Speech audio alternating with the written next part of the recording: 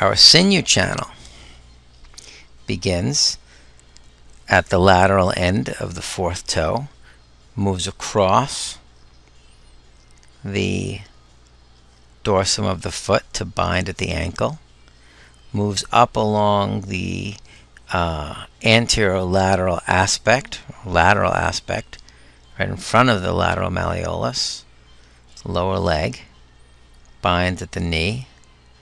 A branch moves up from gallbladder 34. It ascends across the knee, right? A branch here moves into the area of stomach 32. As this branch continues to ascend, a sub-branch wraps around and connects to the sacrum. The main branch continues to ascend. Right? There's another sub-branch that moves out through the rib side, connects with the breast tissue, and then comes back and rejoins the primary branch of the sinew channel. As it moves up the neck, around the ear, right, it actually moves over to the top of the head, meeting with the bladder channel, and it meets with its with the gallbladder channel from the other side of the body. They meet there at the top of the head and join, right, creating a left-right connection. Yes, and then another sub-branch comes off, traverses the cheek, and binds in the infraorbital region. So lots of connections here as well. So as a function of the connections the channel makes, first of all, it's wood, so it'll nourish fire, and it has several connections into the heart, through the chest, right? We see that the primary channel connects into the chest area, the sinew channel connects, and so we have a connection between wood and fire, right? And the gallbladder, traditionally we say it's the minister that helps make decisions, it helps the heart make decisions, right? It provides the courage of your convictions in a lot of ways, right? To make a decision and say, yes, this is the right decision, right? And that has to do with the wood nourishing the fire, right? And that connection. It's also connected to the Han Xiao Yang, the San Jiao. So there's a connection with marrying the central spaces of the body, and it connects with the liver channel, with the foot Jue Yin. So there's a connection to the qi and keeping the qi moving and flowing. Right? The primary functions from a Western perspective and from an Eastern perspective of the gallbladder is to secrete and store bile, but then we have these other connections of the channels and functions of the gallbladder, which is why it's kind of a curious organ, because it's a yin, it's a yang organ, it's a fu, and yet it stores a vital substance, bile, which we thought was a job of the yin organs. It's a fu, or a yang organ, and yet it has this close relationship, a ministerial relationship with the sovereign fire of the heart. So by the nature of the gallbladder's associations, what it does, and where the channel runs, we can look at the basic things that points on the channel will be good for. And because this is quite a complicated channel with a lot of connections, there are many. Obviously, if we look at where the channel runs, we can see that there are going to be points on the channel that treat disorders of the eye, right? Especially those having to do with heat in the liver or gallbladder channel, or wind heat. We can see that the channel is going to treat disorders of the ear, headaches. the channel, as I mentioned earlier, is famous or is very good at treating one-sided headaches, particularly affecting the side of the head, right? One-sided headaches. It will help in harmonizing the liver, so disorders of the liver, particularly in the area of qi flow and qi stagnation, leading to liver fire or liver yang rising or some of those other liver disharmonies. Treating disorders of the neck like scrofula, nodules, phlegm disorders because of its relationship to Sanjiao and helping in creating a smooth flow of body fluids. And the need for free-flowing liver qi, right? If the liver qi stagnates, then things don't flow smoothly and fluids can stagnate. Stagnant fluids can create heat. Heat can start to cook the fluids, and as the fluids cook, they dry out and become solid and become nodules and phlegm and things like that. The points on the channel will be good for clearing damp heat from the gallbladder fu,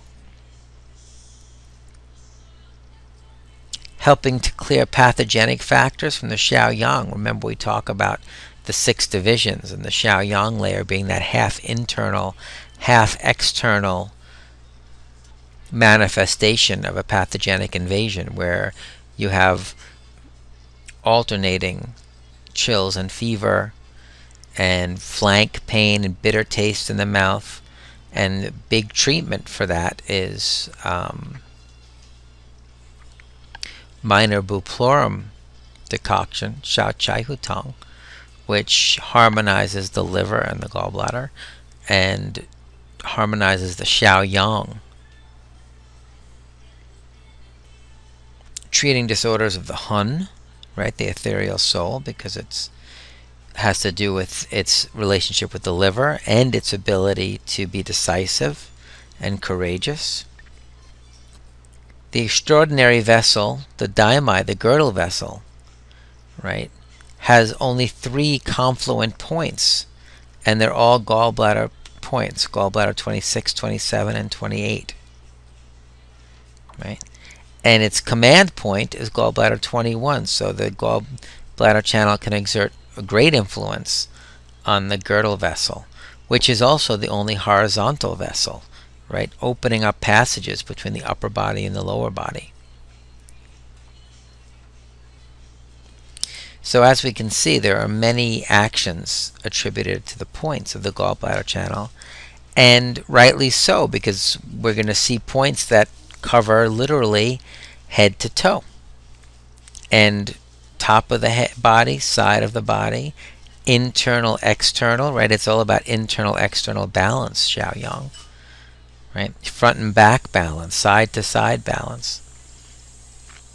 So bear that in mind as we discuss the points. First, we'll give you another look at just how the channels sit next to each other on the head, right? We see the Du in the center. We see the UB channel, gallbladder, right? Both pathways. We see the stomach channel, right? Stomach 7, stomach 8. And now the gallbladder channel from the infratracheal notch to just above the zygoma, right? Above stomach 7, gallbladder 3. To the corner of the head just below stomach 8. Right, moving almost along the anterior hairline to gallbladder 7, and then above the ear, 1 cun above the ear, gallbladder 8.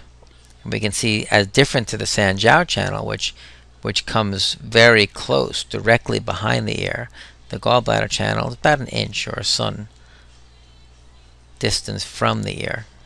Here we have a nice side view. Right, we can see UB10, gallbladder 20, gallbladder 12 here, Sanjiao 17 here, right, and here is Sanjiao, and here is gallbladder. See that?